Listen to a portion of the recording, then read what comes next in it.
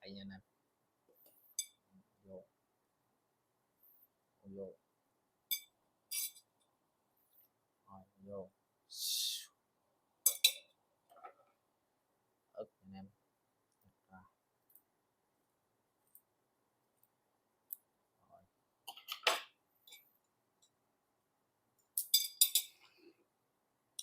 Nước sôi để vô anh em ơi.